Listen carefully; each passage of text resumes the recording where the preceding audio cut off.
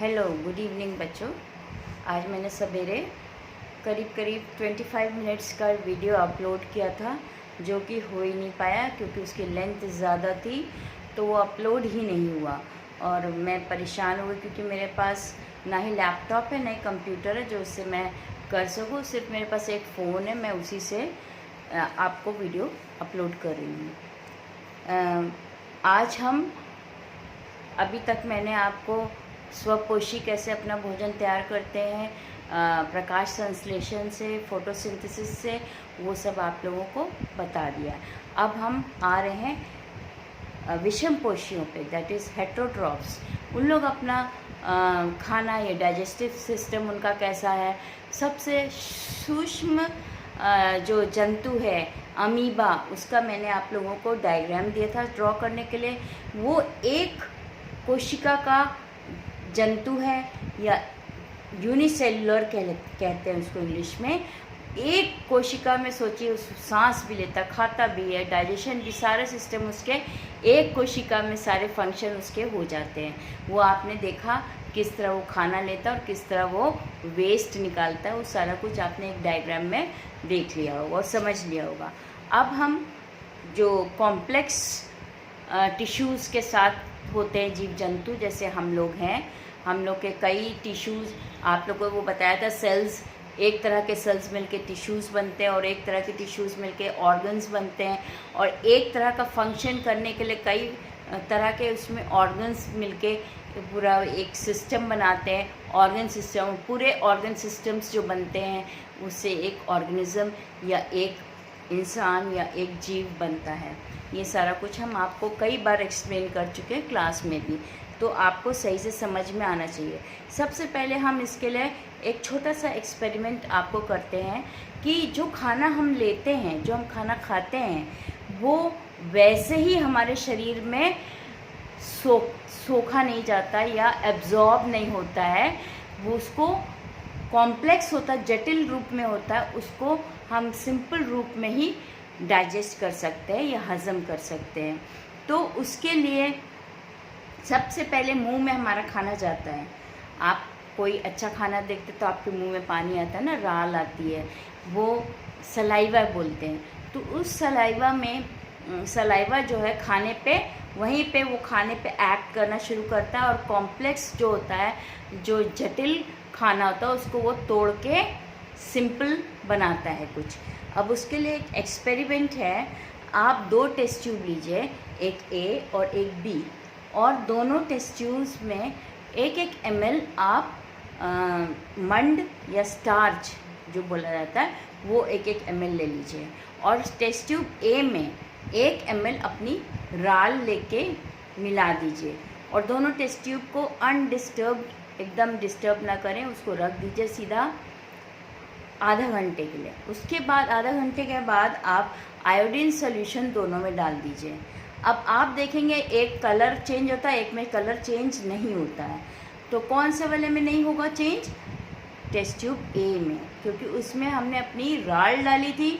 अब वो स्टार्च नहीं रहा, अपने फॉर्म में नहीं रहा, उसको सलाइवा ने चेंज कर दिया, उसको तोड़ दिया है, सिंपल फॉर्म में कर दिया है।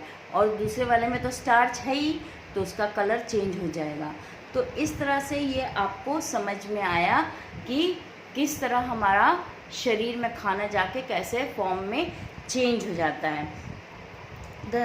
और सलाइवा जो होता है हमारा, जो राल होती है, उसमें एक एंजाइम होता है जिसको बोलते हैं सलाइवरी एमिलेज, जो कि एक तरह का बायोलॉजिकल कैटलिस्ट है।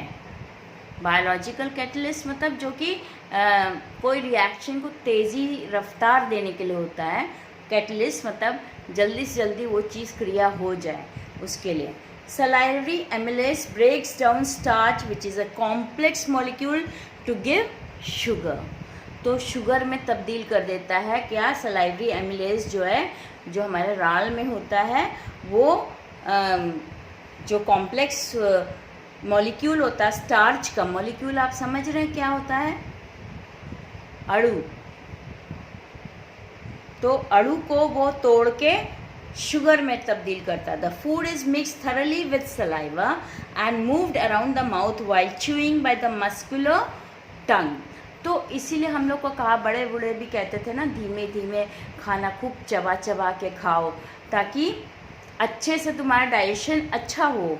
हाँ, तो वो पूरा सलाइवा में मिक्स होके खाना फिर नीचे। और कौन? मस्कुलर टंग मतलब हमारी टंग जो है वो मांस की बनी है और वो टंग हेल्प करती है ना डुलाने में खाना इधर से उधर मुँह में, और इस तरह से वो मिक्स कर देती है सलाइवा को खाने के साथ। It is necessary to move the food in a regulated manner along the digestive tube so that it can be processed properly in each part. और ये खाना पूरे डाइजेस्टिव ट्यूब में आसानी से जा सके। ऐसे अगर हम बड़ा बड़ा कौर ऐसे ही निगल लें तो बड़ी मुश्किल से जाएगा, क्योंकि हमारे जो जैसे ग्रसिका नल ही है वो बहुत ही नाजुक होते हैं सब, इसमें से खाना, और पतला होता है, इसमें से खाना जाने में परेशानी होगी अगर हम बड़ा बड़ा पीस ऐसे निगलेंगे। तो उसमें अगर हम उसको छोटा छोटा करके दांतों से काट काट के उसको भेजेंगे तो वो क्या कहते हैं सिंपल फॉर्म में जाएगा, आसानी से जाएगा। Then the lining of canal has muscles that contract rhythmically. और जो हमारे इसमें ये जो हमारी एसोफेगस है, इसकी लाइनिंग, अंदर की लाइनिंग जो होती है वो क्या होता है, उसमें मसल्स होती हैं जो कि कॉन्ट्रैक्ट एंड एक्सपैंड होती रहती है। मतलब कि वो एक किसी जैसे बराबर के मोशन में, जैसे पेंडुलम आपने देखा है, पेंडुलम इधर से उधर जाता है और उसकी एक मोशन तय होता है, मतलब उससे ज़्यादा वो नहीं हिलता डुलता। उसी तरह इसमें भी होता है, ग्रसिका में जो है अंदर की जो मसल्स होती हैं वो कॉन्ट्रैक्ट और एक्सपैंड होती हैं ताकि हमारा भोजन आसानी से नीचे जाता जाए, मतलब कि खसकता जाए नीचे। और ये मूवमेंट्स क्या कहलाते हैं? Peristaltic movements. These are called peristaltic movements, and this is throughout this gut, through the esophagus और food pipe। ये food pipe भी कहलाता है ग्रसिका। फिर from mouth the food is taken to the stomach। अब हमारे पेट में, ये पेट हमारा, इसमें खाना जाता है।